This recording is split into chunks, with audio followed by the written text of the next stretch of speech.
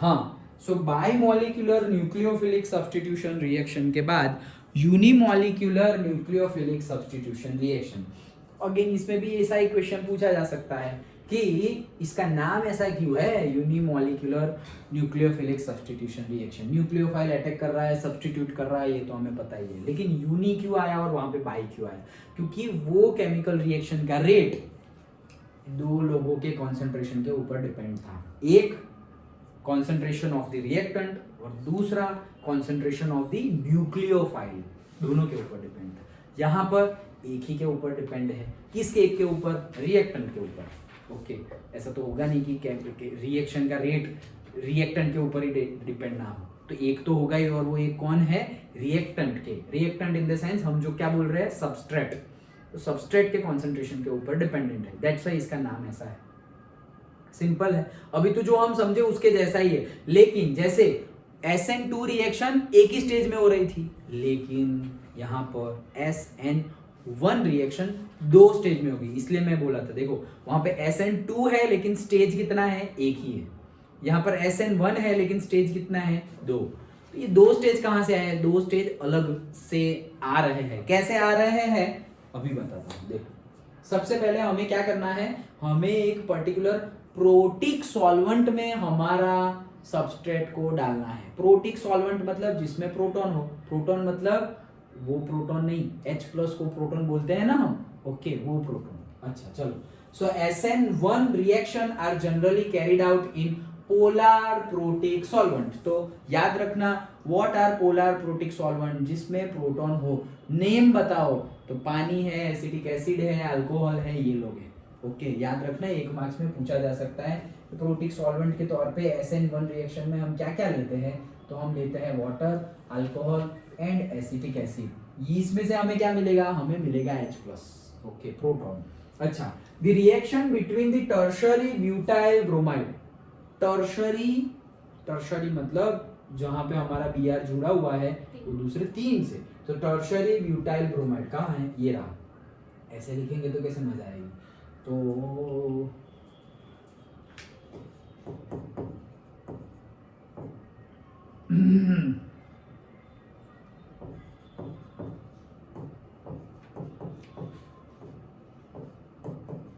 ये हो गया हमारा tertiary butyl bromide. Done, okay.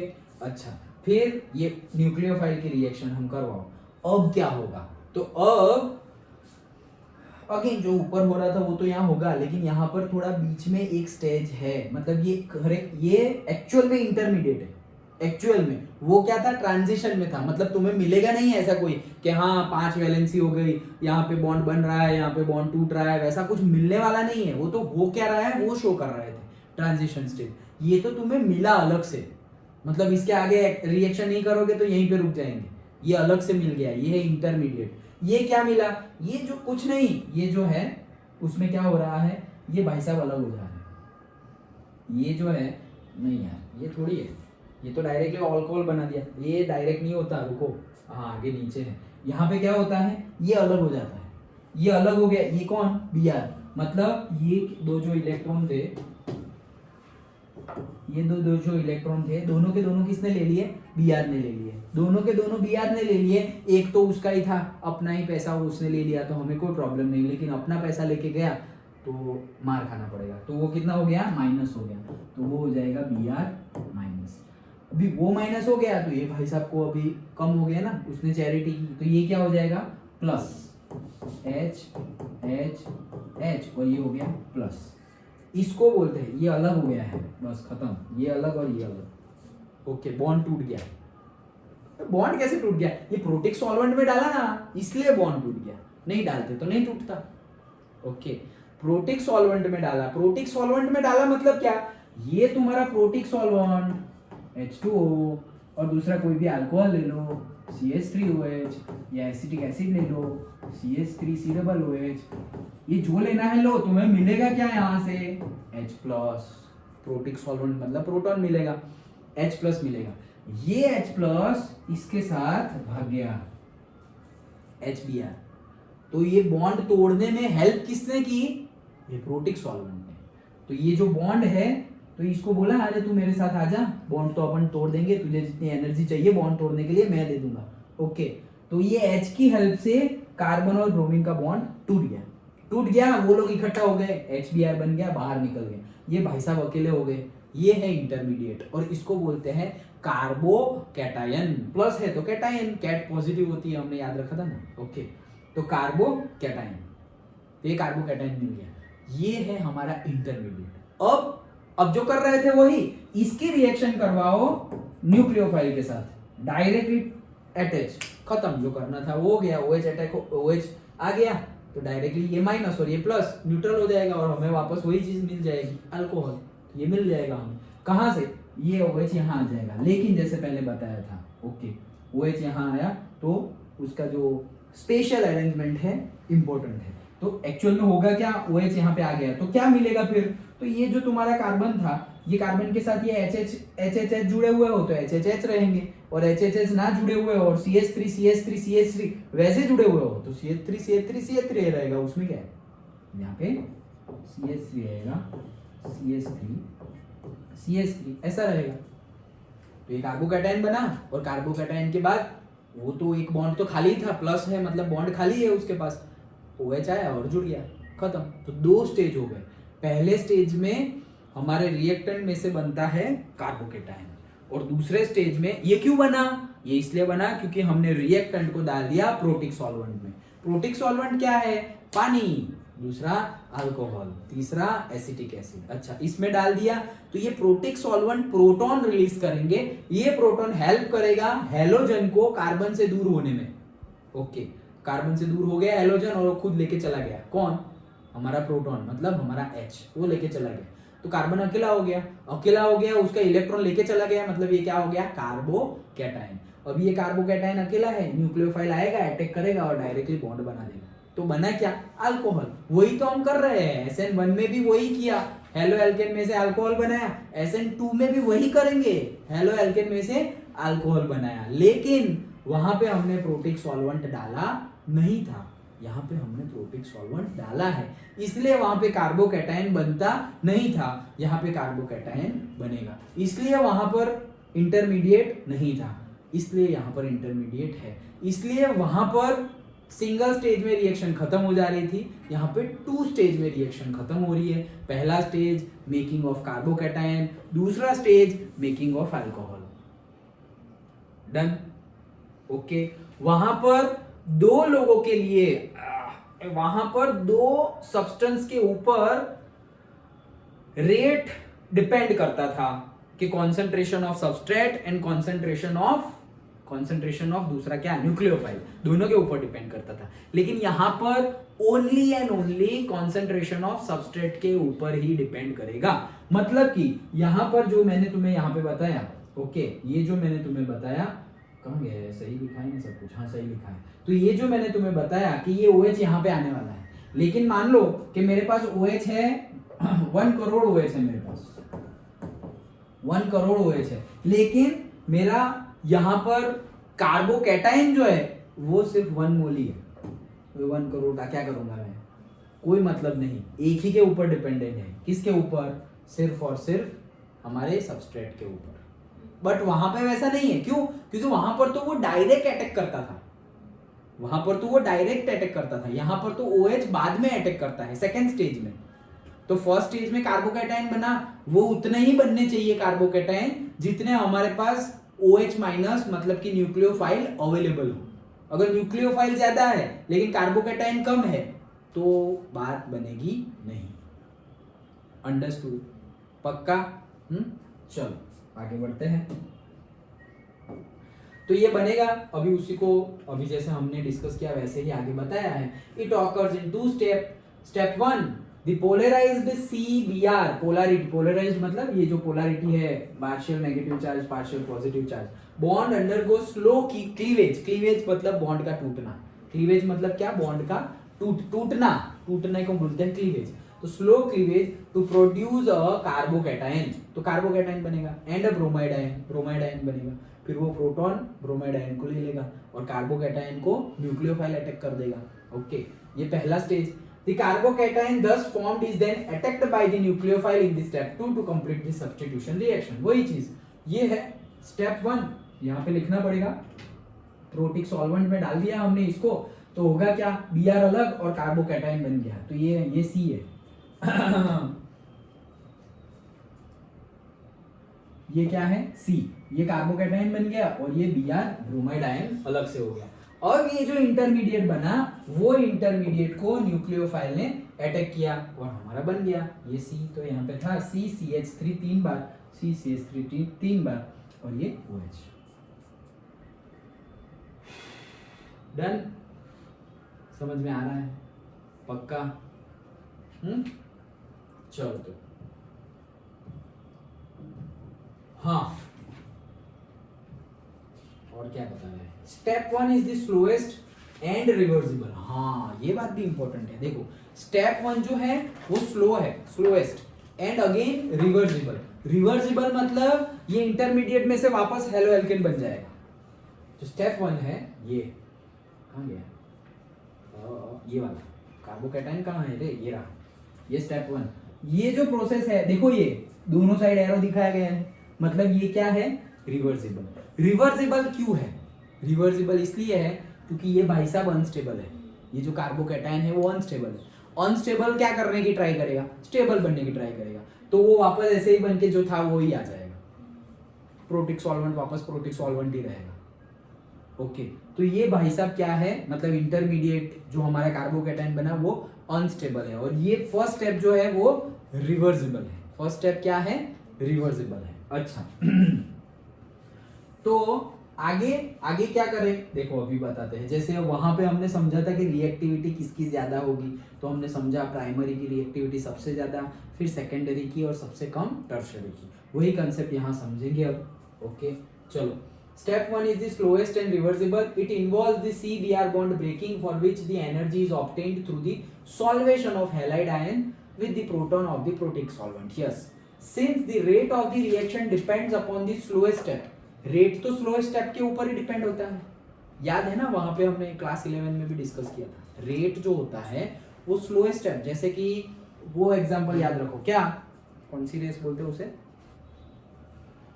Lap race, lap race ही बोलते हैं शायद, वो नहीं ऐसे एक वो मशाल जैसा होता है, वो लेके भागते हैं, फिर यहाँ कोई खड़ा हुआ वो जल्दी ला, फिर यहाँ पकड़े, फिर ये भागना शुरू किया, रिले रेस। यस हाँ ओके, तो डिफरेंट लैप्स होते हैं जिसमें रिले रेस हमें उसे बोलते हैं। तो सपोज 4 लोग खड़े हैं 4 कॉर्नर पे, ये भाग रहे हैं, तो इसमें एक्चुअली कौन जीतेगा वो कौन डिसाइड करता है। जैसे 2 टीम है, एक टीम में 4 लोग हैं, 4 कॉर्नर पे खड़े हुए, 1 2 3 4, और दूसरी टीम है वहां पर भी 4 लोग हैं। दोनों टीम में से कौन जीतेगा वो नहीं डिसाइड करता कि दोनों टीम में से फास्ट कौन भाग रहा है, वो डिसाइड करता है कि दोनों टीम में से सबसे स्लो कौन भाग रहा है। ओके, क्योंकि ये 4 में से एक बंदा सबसे स्लो है, बहुत ज्यादा स्लो, एक्सट्रीम स्लो। ओके, तो वो इतना स्लो भागेगा कि ये 3 कितना भी फास्ट भागे, ये भाई साहब वो तीनों के फास्ट का पूरा खत्म कर देंगे, उनकी इफेक्ट नेग्लिजिबल कर देंगे, क्योंकि वो इतना स्लो है, तो वो उतना फास्ट भागेंगे कोई मीनिंग ही नहीं है, क्योंकि उसको भी अपना लैप तो कंप्लीट करना ही है। ओके, तो उसमें वो जो रिले रेस है उसमें डिसाइड कौन जीतेगा वो कौन डिसाइड करता है कि 4 में से, इनके 4 है, उसमें से जो सबसे कम भाग रहा, सबसे स्लो भागता है उसकी स्पीड क्या है, और दूसरी टीम में जो 4 लोग हैं उसमें सबसे स्लो जो है उसकी स्पीड क्या है। दोनों में जिसकी स्पीड ज्यादा हो वो लोग जीत जाएंगे, और जिसकी स्पीड कम हो वो लोग हार जाएंगे। समझ में आया? ओके, तो यहां पर भी वैसा ही है, क्या कि जो स्लोएस्ट स्टेप है, क्यों, क्योंकि भाई न्यूक्लियोफाइल भले ही कितने भी फास्ट अटैक कर दे, लेकिन कार्बोकैटायन बनेगा उसके बाद न्यूक्लियोफाइल अटैक करेगा ना। न्यूक्लियोफाइल अटैक कब करेगा, जब तुम्हारे पास कार्बोकैटायन हो। कार्बोकैटायन है ही नहीं तो न्यूक्लियोफाइल क्या करेगा, इसलिए जो पहला स्टेप है उसके ऊपर डिपेंड है। ओके, और पहला स्टेप ही स्लो है। ओके चलो, सो आगे फिर से पढ़ता हूं। Since the rate of the reaction depend upon the slowest step, the rate of the reaction depends only on the concentration of alkyl halide and not on the concentration of hydroxide ion। समझ में आया क्या बोला यहाँ पर, कि slowest step के ऊपर रेट डिसाइड होता है, स्पीड डिसाइड होती है। तो स्लोएस्ट स्टेप तो हमारा स्टेप 1 है। तो स्लोएस्ट स्टेप 1 है। स्टेप 1 क्या है? अल्काइल हैलाइड में से कार्बोकैटायन बनना। और स्टेप 2 क्या है? कार्बोकैटायन में से अल्कोहल बनना। तो ये पहला स्टेप ही स्लो है, तो उसी के ऊपर डिपेंड है। क्यों? क्योंकि भले ही तुम्हारा दूसरा स्टेप जो है न्यूक्लियोफाइल अटैक करेगा कार्बोकैटायन के ऊपर और अल्कोहल बन जाएगा, ये कितना भी फास्ट हो, लेकिन कार्बोकैटायन होगा तो न्यूक्लियोफाइल अटैक करेगा ना। अभी तो कार्बोकैटायन ही नहीं, ये स्लो भाग रहा है यहाँ पर रिले रेस में। तो तुम्हारा यहाँ पर कब न्यूक्लियोफाइल अटैक यहाँ पे बैठा हुआ है अटैक करने के लिए, पर वो आएगा तब अटैक करेगा ना। तो फर्स्ट स्टेप ही बहुत ज्यादा स्लो है। मतलब कार्बोकैटायन होना चाहिए। तुम्हारे पास 1 करोड़ न्यूक्लियोफाइल है, लेकिन कार्बोकैटायन एक भी नहीं है, तो वो न्यूक्लियोफाइल का क्या करेंगे? तंबूरा, कुछ नहीं, कुछ होगा नहीं।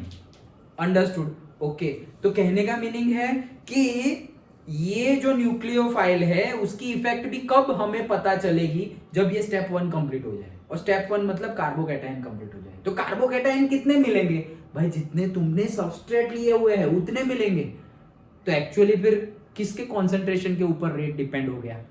सबस्ट्रेट के ऊपर, और सिर्फ सबस्ट्रेट के ऊपर, न्यूक्लियोफाइल के ऊपर नहीं। दैट्स वाई इसे बोलते हैं यूनिमॉलिक्यूलर, यूनि मतलब एक, unimolecular nucleophilic substitution reaction. Done? Okay. अच्छा चलो, so further greater the stability of, अब स्टेबिलिटी के बारे में, further greater the stability of carbocation, greater will be its ease of formation of alkyl halide from alkyl halide and faster will be the rate of the reaction। क्या बोल रहे हैं? जितना ज्यादा, देखो फिर से, further greater the stability of the carbocation, carbocation की जितनी ज्यादा स्टेबिलिटी होगी, जितनी ज्यादा स्टेबिलिटी होगी वो अच्छा है। क्यों? अनस्टेबल होगा तो वो तो रिवर्स रिएक्शन, पहला ही हमने समझ लिया। स्टेप 1 क्या है? क्या है स्टेप 1? क्या है स्टेप 1? है हमारा कार्बोकैटायन बनना। ओके। तो वो जो कार्बोकैटायन बन रहा है वो स्टेप 1 है, और वो तो रिवर्स रिएक्शन है। मतलब कि जो कार्बोकैटायन बना वो अगर स्टेबल नहीं है, वो अगर अनस्टेबल है, तो वो स्टेबल बनने की ट्राई करेगा। तो अनस्टेबल में से स्टेबल बनने के लिए वो वापस अल्काइल हैलाइड बन जाएगा, और प्रोटिक सॉल्वेंट का प्रोटॉन उसके अंदर चला जाएगा। डन? तो फिर ऐसा क्या करे कि ये भाई साहब ऐसे रिवर्स ना लेके वापस अल्काइल हैलाइड ना बन जाए। अगर ये कार्बोकैटायन हमारा स्टेबल हुआ, अनस्टेबल है इसलिए वो स्टेबल होने के लिए पीछे जा रहा है ना, लेकिन स्टेबल ही हुआ तो पीछे जाएगा नहीं। ओके। तो वही बोल रहे हैं कि ग्रेटर द स्टेबिलिटी, स्टेबिलिटी अगर ज्यादा होगी तो रिवर्स रिएक्शन होगी नहीं। अगर रिवर्स रिएक्शन होती रही तो स्टेप 2 कब करेंगे भाई? स्टेप 1 ही पूरा, स्टेप 1 कंप्लीट ही नहीं होगा। ये बना, यहां से वापस वही बन गया जो था। Okay. So greater the stability of the carbocation, greater will be its ease of formation from alkyl halide. मतलब जितना ज्यादा स्टेबल होगा उतना जल्दी बन जाएगा अल्काइल हैलाइड में से कार्बोकैटायन। एंड अगर ये स्टेबल बन गया तो आगे की रिएक्शन जो होगी, न्यूक्लियोफाइल जो अटैक करेगा वो भी फास्ट अटैक करेगा। Okay. And faster will be the rate of the reaction, पूरी रिएक्शन फास्ट हो जाएगी। In the case of alkyl halide, अभी देखो यहाँ पे उल्टा है। In the case of alkyl halide, tertiary alkyl halide undergoes SN1 reaction very fast. Tertiary very fast. SN2 में क्या था? टर्शियरी लीस्ट, सबसे कम वर्ड यूज किया, लीस्ट वर्ड यूज किया था। मतलब उसके लिए रेट क्या है? सबसे कम। क्यों? क्योंकि वो सबसे ज्यादा जगह, मतलब special hindrance, special resistance provide करता था। That's why. इसका रीजन ये नहीं है, यहाँ पे कुछ और रीजन है। Okay. So in case of alkyl halide, tertiary alkyl halide undergo SN1 reaction very fast of the high stability of the 3 degree carbocation. तो ये भी हम पढ़े थे क्या, कि अगर हम स्टेबिलिटी की बात करें तो कार्बोकैटायन जो कैटायन है उनकी स्टेबिलिटी 3 की सबसे ज्यादा, 2 की कम और 1 की सबसे कम। क्यों ऐसा? हम पढ़े थे 11th में, लेकिन फिर भी एक क्विक रिवीजन। क्या कि अगर कार्बोकैटायन है, ऐसा ही अभी लिया था वही है, समझ लो। चलो ये है CH3, यहाँ भी है CH3, यहाँ भी है CH3, ये कार्बोकैटायन है। ये जो CH3 ग्रुप है, मिथाइल ग्रुप है, वो डोनेट करते हैं। इलेक्ट्रॉन क्या करते हैं? डोनर होते हैं। CH3 क्या होते हैं? डोनर होते हैं, इलेक्ट्रॉन डोनेट करते हैं। तो अगर ऐसा समझो, ये है और उसके सामने दूसरा ये है,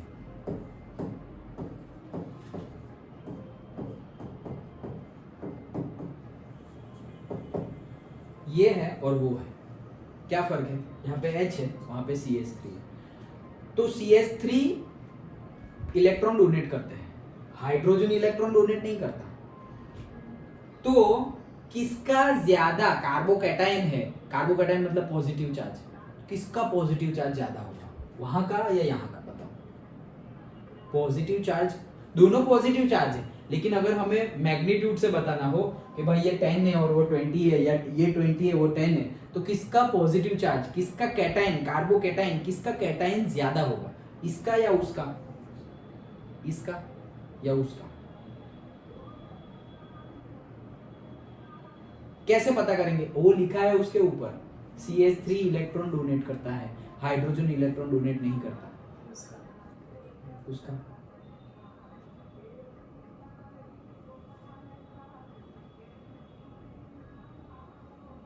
इसका क्यों बोला ना? CH3 इलेक्ट्रॉन डोनेट करता है, तो यहां पर इलेक्ट्रॉन डोनेट करने वाले 3 लोग हैं।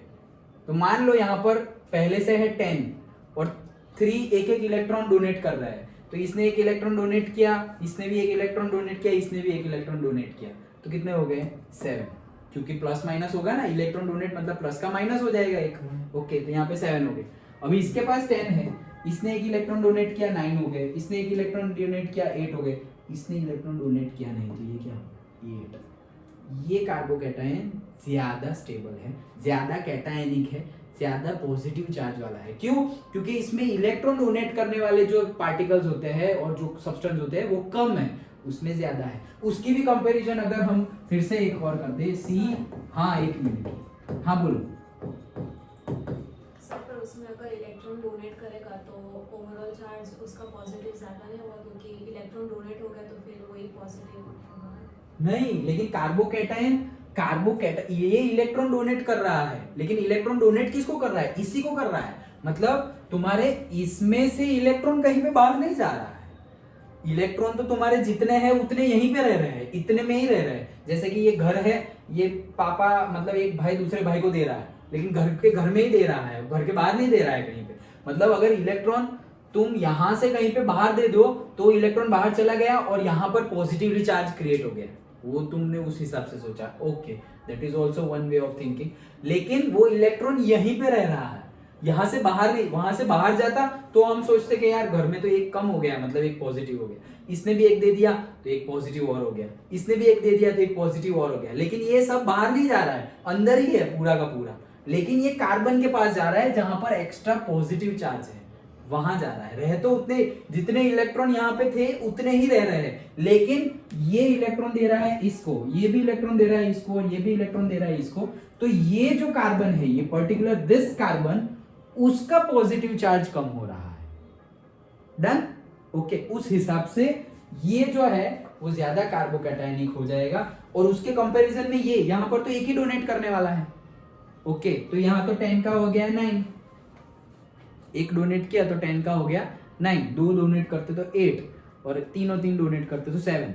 तो ज्यादा चार्ज कहाँ है? तो ज्यादा चार्ज तो देखो यहाँ पर है, जहां पर मतलब ज्यादा चार्ज तो कहाँ पे है? यहाँ पर है। क्यों? क्योंकि एक ही डोनेट करने वाला। उससे भी कम, सबसे कम तो फिर कुछ करो ही मत, H H H। तो इसके पास तो 10 थे और 10 ही रहेंगे। इसका सिर्फ यहां से एक ब्रोमीन हट गया तो वो माइनस, और ये भाई साहब प्लस। तो ये जितने प्लस है उतने के उतने ही रहेंगे। क्यों? क्योंकि डोनेट करने वाला कोई ग्रुप ही नहीं है, तो +10 का +10 ही रहेगा। अंडरस्टूड? पक्का समझ में आया? तो ये जो है ओके, वो समझना है हमें कि यहां पर स्टेबिलिटी की बात करें तो स्टेबिलिटी, अब देखो स्टेबिलिटी मतलब क्या? जो कार्बोकैटायन है वो अनस्टेबल है तो वो स्टेबल होने की ट्राई करेगा। लेकिन अगर वो स्टेबल है तो फिर वापस स्टेबल होने की ट्राई क्यों करेगा? वो ऑलरेडी स्टेबल है। स्टेबल कब कहा जाएगा? जब बहुत ज्यादा पॉजिटिव चार्ज है या फिर थोड़ा सा पॉजिटिव चार्ज है तब, थोड़ा सा पॉजिटिव चार्ज है तब, क्यों? क्योंकि थोड़ा सा पॉजिटिव चार्ज न्यूट्रल हो सकता है और जैसे ही न्यूट्रल हो गया वो स्टेबल हो गया। लेकिन बहुत ज्यादा पॉजिटिव चार्ज है, उसको न्यूट्रल करने के लिए तो बहुत ज्यादा नेगेटिव चार्ज चाहिए, तब जाके वो न्यूट्रल होगा, और न्यूट्रल होगा तब बोलते हैं उसको स्टेबल।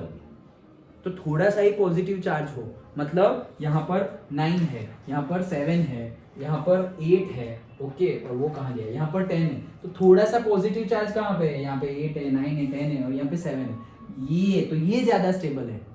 क्यों? क्योंकि यहाँ पर कम है ना, पॉजिटिव चार्ज 7 ही है, 7 इलेक्ट्रॉन इसको मिलेंगे और ये स्टेबल हो जाएगा। इसको तो 9 चाहिए, इसको 10 चाहिए, इसको 8 चाहिए, इसको सबसे कम चाहिए, तो सबसे जल्दी न्यूट्रल कौन हो जाएगा, ये, और ये न्यूट्रल हो जाएगा तो वो क्या हो गया, स्टेबल, और ये स्टेबल हो गया तो मतलब वो वापस हेलो एल्केन में जाने की ट्राई करेगा नहीं। ये कौन है, तो ये कार्बन दूसरे 3 कार्बन से जुड़े हुए हैं, ये टर्शरी है, मतलब टर्शरी कार्बोकैटायन सबसे ज्यादा स्टेबल है। इनकी कंपेयर में उनके ग्रुप की, उनके फैमिली की बात करें तो ये उनकी फैमिली है, इसमें 3 CH3, फिर 2 CH3, फिर 1 CH3 और एक भी CH3 नहीं, ये उनकी फैमिली है। तो उनकी फैमिली में कौन, टर्शरी, फिर सेकेंडरी, तो कहाँ है 2 CH3 वाला, ये रहा, और फिर 1 CH3 वाला ये रहा, इसमें तो CH3 नहीं है। डन, पक्का समझ में आया? तो याद रखना SN2 में रिएक्टिविटी कैसे थी, 1 डिग्री की सबसे ज्यादा, 2 डिग्री एंड 3 डिग्री, लेकिन SN1 में उल्टा है, कार्बोकैटायन की रिएक्टिविटी और स्टेबल, ये ज्यादा स्टेबिलिटी किसकी है, इसकी, तो जो ज्यादा स्टेबल वो ज्यादा फास्ट न्यूक्लियोफिलिक रिएक्शन करेगा, न्यूक्लियोफाइल का अटैक जल्दी इस पे होगा, तो 3 डिग्री के सबसे ज्यादा, फिर 2 डिग्री और फिर 1 डिग्री, उल्टा है। डन, रीजन भी दोनों के याद रखना। रीजन ये है SN2 और ये है SN1। रीजन क्या है, इसका रीजन है स्टेरिक हिंड्रेंस और स्पेशियल हिंड्रेंस, और इसका रीजन क्या है, इसका रीजन है stability of the carbocation, 3 degree की ज्यादा, इसका रीजन क्या है, स्टेबिलिटी ऑफ द कार्बोकैटायन। तो टर्शरी कार्बोकैटायन की स्टेबिलिटी ज्यादा होती है, सेकेंडरी की कम और प्राइमरी की सबसे कम। डन, ओके, चलो बढ़े आगे। हाँ, सो in case of alkyl halide, tertiary alkyl halides undergo SN1 reaction very fast because of the high stability of the 3 degree carbocations. We can sum up the order of reactivity of alkyl halides towards SN1 and SN2 reaction as follows. देखो, for SN2 reaction पहले देखा था वो, तो उसमें सबसे ज्यादा किसका था, प्राइमरी का, तो देखो प्राइमरी का एरो देखो सबसे ज्यादा, फिर सेकेंडरी और फिर टर्शरी, और SN1 रिएक्शन में टर्शरी का सबसे ज्यादा, तो देखो टर्शरी के पास ही पड़ा वाला एरो। ओके, तो ऐसे याद रखो या जैसे हमने लिखा था वैसे लिख लो। ओके, चलो आगे। तो बस यहाँ पे हेलो अल्कीन खत्म होता है, लेकिन दूसरा है ना हेलो अरीन्स, अरीन्स की बात करते हैं। अरीन्स के केस में हमें क्या समझना है, अरीन्स के केस में हमें समझना है वो क्या, बेंजीन में क्या होता है, रेजोनेंस। ओके, हमें रेजोनेंस समझना है। चलो, for the same reasons allylic and benzylic halide shows higher reactivity towards SN1 reaction. तो देखो एलाइलिक और बेंजाइलिक हैलाइड जो होते हैं वो हाई रिएक्टिविटी शो करते हैं SN1 रिएक्शन में।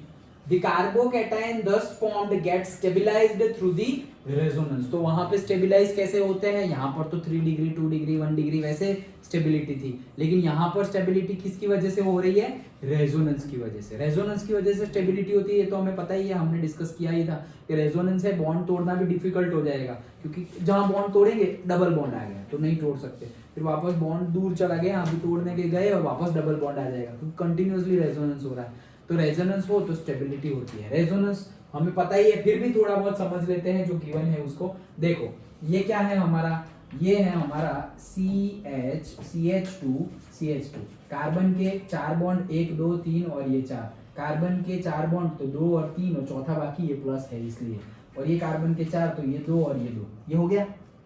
अभी यहाँ पे रेजोनेंस तो क्या होगा, ये डबल बॉन्ड शिफ्ट हो जाएगा। डबल बॉन्ड शिफ्ट होने का मीनिंग क्या है, डबल बॉन्ड शिफ्ट होना मतलब ये 2 इलेक्ट्रॉन है, 2 इलेक्ट्रॉन यहाँ शिफ्ट हो गए। अब देखो ये ध्यान से समझना, दोनों के दोनों इलेक्ट्रॉन यहाँ जा रहे हैं, तो ये एक इलेक्ट्रॉन तो इसका ही था, अभी ये यहाँ रहे या यहाँ रहे वो तो उसका ही रहेगा, कोई फर्क नहीं पड़ता। अच्छा, लेकिन ये जो दूसरा इलेक्ट्रॉन है वो यहाँ जाके यहाँ आ गया, तो हुआ क्या, एक इलेक्ट्रॉन तो उसका ही है, उसका कोई फर्क नहीं पड़ा, लेकिन ये इलेक्ट्रॉन तो ये कार्बन का था, वो चला गया, वो चला गया मतलब इसको एक कार्बन की मतलब कमी हो गई, तो मतलब वो हो जाएगा पॉजिटिव, तो ये हो गया पॉजिटिव। और ये जो है वो उसने एक इलेक्ट्रॉन ले लिया, ये 2 इलेक्ट्रॉन यहाँ आ गए, मतलब ये 2 इलेक्ट्रॉन से एक बॉन्ड बन जाएगा, यहाँ पे डबल बॉन्ड बन गया। ये डबल बॉन्ड ये कार्बन के साथ बना, लेकिन उसने तो इलेक्ट्रॉन का शेयरिंग ही नहीं किया, ये इलेक्ट्रॉन तो ये भाई साहब का था, उसने तो इलेक्ट्रॉन दिया ही नहीं, तो हुआ क्या, इसका ये प्लस चला गया, देखो चला गया, तो बस ये डबल बॉन्ड ऐसे शिफ्ट होते रहता है, ये है रेजोनेंस। ओके, वैसे ही बेंजीन में, तो ये है बेंजीन, तो बेंजीन में क्या हो रहा है, देखो सपोज ये बॉन्ड यहाँ जा रहा है, बॉन्ड यहाँ जा रहा है मीनिंग क्या है, ये जो 2 इलेक्ट्रॉन है वो वहां जा रहा है, तो ये 2 इलेक्ट्रॉन है, उसमें ये 2 इलेक्ट्रॉन किस किस के हैं, एक तो ये कार्बन का है और दूसरा ये कार्बन का है। ओके, अब हो क्या रहा है कि ये दोनों इलेक्ट्रॉन यहाँ चले गए, ये लोग यहाँ चले गए और यहाँ पर ऐसे बॉन्ड बना दिया, डन। दोनों इलेक्ट्रॉन यहाँ चले गए, ये इलेक्ट्रॉन तो ये कार्बन का था, वो यहाँ चला गया, तो उसी कार्बन के पास रहा, कोई प्रॉब्लम नहीं है, लेकिन ये इलेक्ट्रॉन इस भाई साहब का था और वो चला गया यहाँ पर, उसके पास कमी हो गई, वो हो जाएगा पॉजिटिवली चार्ज, तो देखो यहाँ पे हो गया पॉजिटिव चार्ज। समझ में आया, तो ध्यान से समझना पड़ेगा, हाँ ऐसे ऊपर ऊपर से नहीं चलेगा। ओके, तो ये हो गया पॉजिटिव चार्ज, क्यों, क्योंकि और ये ऑलरेडी पॉजिटिव चार्ज था, एक बॉन्ड 2 3 और चौथा बाकी है ना कार्बन का, तो इसलिए पॉजिटिव। जैसे ही एक्स्ट्रा इलेक्ट्रॉन आया, उसका जो पॉजिटिव चार्ज था वो नलीफाई हो गया। ओके, तो मतलब कि 3 डबल बॉन्ड है, तो वैसे भी 3 डबल बॉन्ड ही है ना, 1 2 और ये 3। अब इससे आगे क्या होगा, ये भाई साहब और आगे जाने की ट्राई करेंगे, मतलब यहाँ के 2 इलेक्ट्रॉन है, तो एक इलेक्ट्रॉन ये कार्बन का है और एक इलेक्ट्रॉन ये कार्बन का है, तो यहाँ से अगर तुम यहाँ आ जाओगे तो ये इलेक्ट्रॉन तो वहां का वहीं रहा, इसके पास ये और ये, तो यहाँ रहे, क्या फर्क पड़ता है, लेकिन यहाँ से यहाँ चला गया, इसका कमी हो गई, इसकी कमी हो गई, मतलब अब ये प्लस हो जाएगा नेक्स्ट में, तो देखो ये प्लस हो गया और ये प्लस है वो चला जाएगा, क्योंकि उसने तो पार्टिसिपेट ही नहीं किया, तो यहाँ पर से प्लस चला गया, इसको तो छेड़ना ही नहीं है। फिर और आगे क्या, ये जो है उसको घुमाओ, तो ये जो है उसको घुमाओ, देखो हर बार हमने घुमाया है, पहले इसको घुमाया फिर इसको घुमाया, अब थर्ड लास्ट में इसको घुमाया, तो इसको घुमाएंगे तो ये दोनों इलेक्ट्रॉन यहाँ आ जाएंगे, ये तो जहां था ये कार्बन का था तो उसी कार्बन के पास है, लेकिन ये यहाँ से आ गया, मतलब इसके पास कमी हो गई, तो ये हो जाएगा प्लस, तो देखो ये हो गया प्लस, ये प्लस था लेकिन उसने तो पार्टिसिपेट ही नहीं किया और डबल बॉन्ड आ गया, तो ये प्लस चला जाएगा, तो प्लस चला गया, सिंपल। ये रेजोनेंस होता जाएगा एक के बाद एक। ये तो हमने समझा ही था, लेकिन यहाँ टॉपिक है, तो मतलब कि रेजोनेंस हो रहा है और रेजोनेंस की वजह से स्टेबिलिटी बढ़ रही है और स्टेबिलिटी ज्यादा है, दैट्स व्हाई ये लोग फास्ट है। रेट किसका ज्यादा होगा, जिसका रेजोनेंस हो रहा है उसका। ओके, मतलब कोई ऐसी यहाँ पर देखो रेजोनेंस स्ट्रक्चर डबल बॉन्ड है, मतलब रेजोनेंस पॉसिबिलिटी है, लेकिन कहीं पर सपोज सिंगल बॉन्ड है, ये गिवन है और तुम्हें प्रोपेन गिवन है, ये गिवन है और दूसरा क्या गिवन है, ये प्रोपीन है और वो प्रोपेन है। ओके, 1 2 3 सिंपल सिंगल बॉन्ड वाला, 3 कहाँ है, ये 1 2 3, ये 3 कार्बन, लेकिन यहाँ डबल बॉन्ड, यहाँ सिंगल बॉन्ड, ये अल्कीन है वो अल्केन है, यहाँ पे रेजोनेंस हो रहा है, यहाँ पे रेजोनेंस नहीं हो रहा है।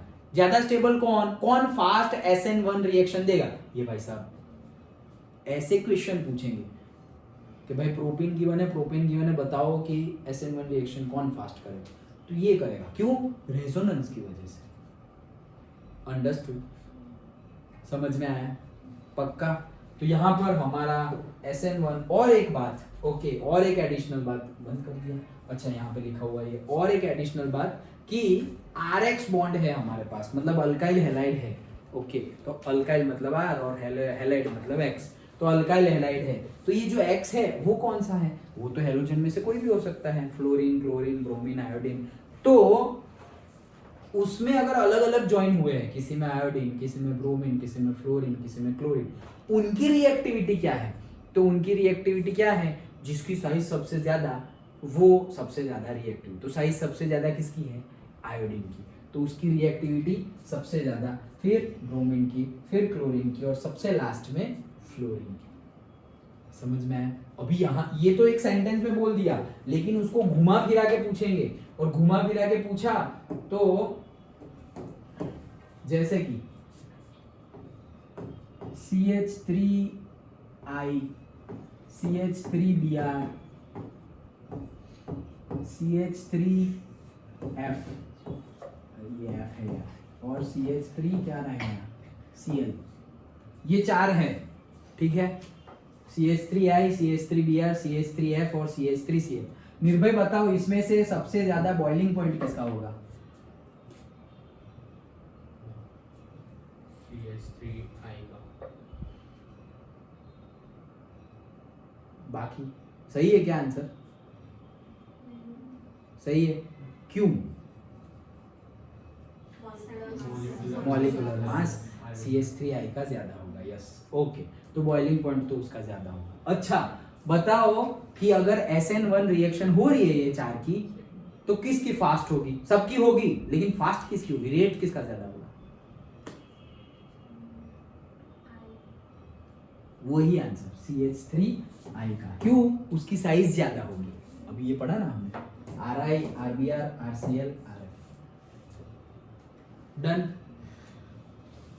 मतलब कितना भी गोल गोल घुमा के कंफ्यूज करने के लिए कुछ भी करे, लेकिन तुम्हें पता है ना कि वो कंफ्यूज करने के लिए कर रहे हैं, तो तुम्हें कंफ्यूज होना नहीं है, तुम्हें कंसेप्ट लगाना है। ओके, जैसे कि देखो ऐसे ऐसे मोटा मोटा देंगे ना तो तुम ऐसे हिल जाओगे, लेकिन हिलना नहीं है। ओके, ये क्या है? ये क्या है? नाम तो बताओ।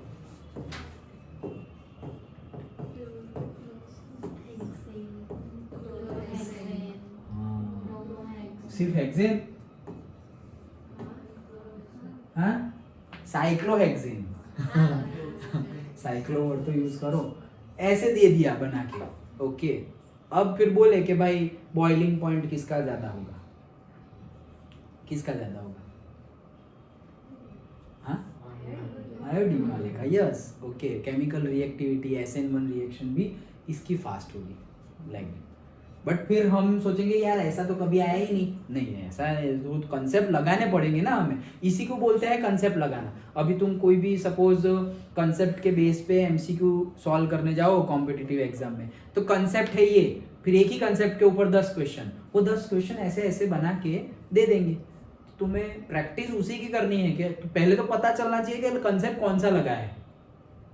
सिर्फ देख के ऐसे डर नहीं जाना है, ये तो सब हेलो एरिन का होगा। अरे एरिन और अल्केन छोड़ो, बॉइलिंग पॉइंट और जो पूछा हुआ है तो वो याद करो कि बॉइलिंग पॉइंट कैसे था डिफाइंड, SN1 रिएक्शन रिएक्टिविटी कैसे डिफाइंड थी, रेजोनेंस है क्या? अच्छा नहीं, ये तो बेंजीन नहीं है, रेजोनेंस का तो यहाँ पे नहीं आएगा, लाइक दैट। इजी में कहीं पे ऐसा बोल दिया, लो अच्छा चलो ये एक गिवन है। और दूसरा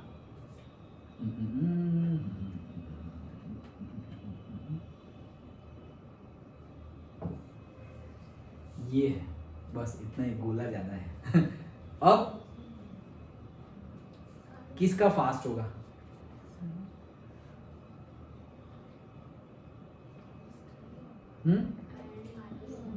नहीं, इसका होगा। यहाँ रेजोनेंस होगा ना अब भाई, अब यहाँ पे रेजोनेंस होगा, इन लोगों में रेजोनेंस नहीं होगा। स्टेबिलिटी इसकी ज्यादा है, उसकी तो साइज और मॉलिक्यूलर मास ज्यादा है, लेकिन वो मॉलिक्यूलर मास तो ऑलमोस्ट इतना ज्यादा नहीं होगा जिसका इसका जितना है उतना। लेकिन रेजोनेंस सिर्फ इसमें है, इन लोगों में रेजोनेंस नहीं है, क्योंकि ये बेंजीन है, वो सब साइक्लोहेक्सेन है। तो ऐसे घुमा फिरा के कुछ भी क्वेश्चन पूछे तो हमने, हमारा पॉइंट चल रहा था सपोज मेल्टिंग का, और मेल्टिंग के बीच में आ गया रेजोनेंस, वो रेजोनेंस का चल रहा था और उसके बीच में आ गई स्टेबिलिटी। तो कुछ भी किसी में आ जाए तो वो ध्यान से कंसेप्ट लगाना है। अंडरस्टूड?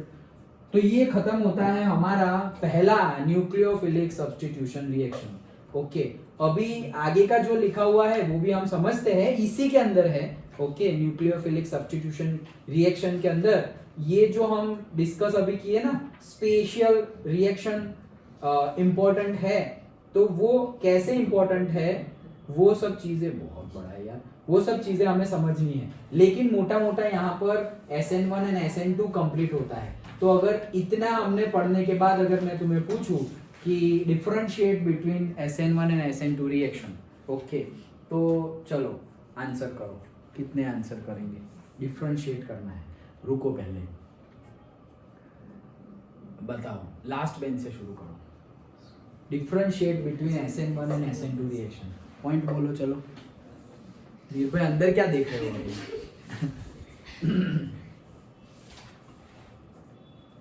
अरे अभी हम पढ़े ना 1-1.5 घंटे से, जो भी उसी में है डिफरेंशिएट।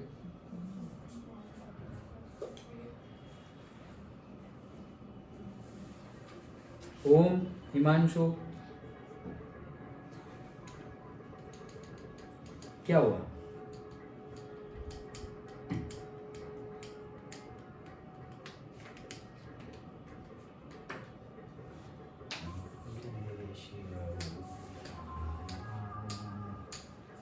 रे चलो सेकंड लाइन डिफरेंशिएट करो।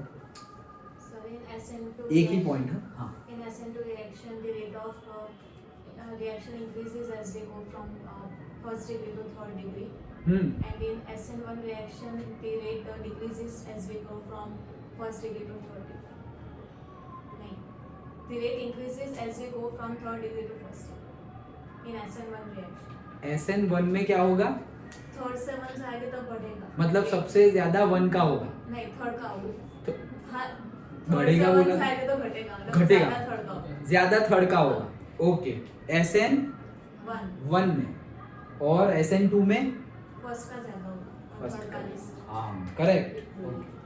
हाँ फिर अब दूसरा बोलो, लेकिन तुम दूसरा कुछ, रुको, हाँ।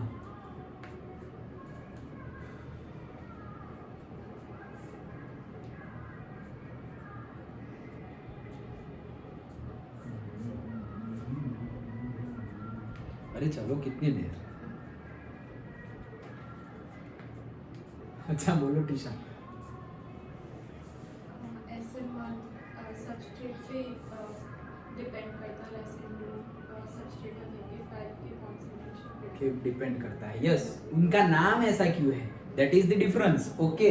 S rate of the reaction for SN1 is depend on the only and only concentration of the substrate, and SN2 के लिए concentration of substrate as well as nucleophile, okay. उनकी डेफिनेशन, तो वही डेफिनेशन ही, उनका नेम ही differentiate हो जाएगा। हाँ फिर और कोई?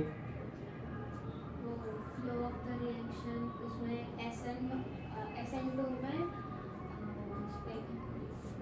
रेट ऑफ द रिएक्शन, वो तो अभी हमने बताया ना। नहीं, मतलब वो किसके ऊपर डिपेंडेंट है? हाँ वही तो बताया कि सिर्फ सबस्ट्रेट के ऊपर, और सबस्ट्रेट और न्यूक्लियोफाइल के ऊपर। SN2 एक ही स्टेप पे हो जाता है। हाँ SN2 एक ही एक ही स्टेप में हो जाता है, या सिंगल स्टेप में होता है SN2, और वो 2 स्टेप में होता है। अच्छा, और कोई बोलना हो तो?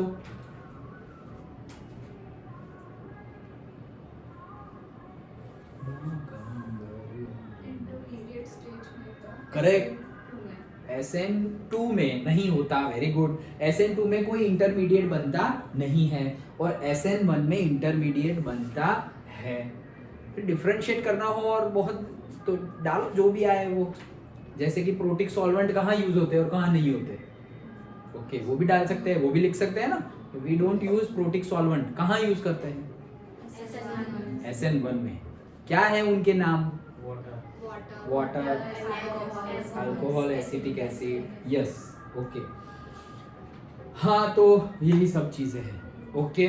तो अच्छे से, और फिर जैसे कि क्या था वो, इन्वर्जन ऑफ कॉन्फ़िगरेशन क्या होता है? अम्ब्रेला उल्टी हो गई, तो वो किस में समझे हम? SN2 में समझे, यस, ओके। तो ये था हमारा SN1 एंड SN2 रिएक्शन, समझ में आ गया अच्छे से, ओके।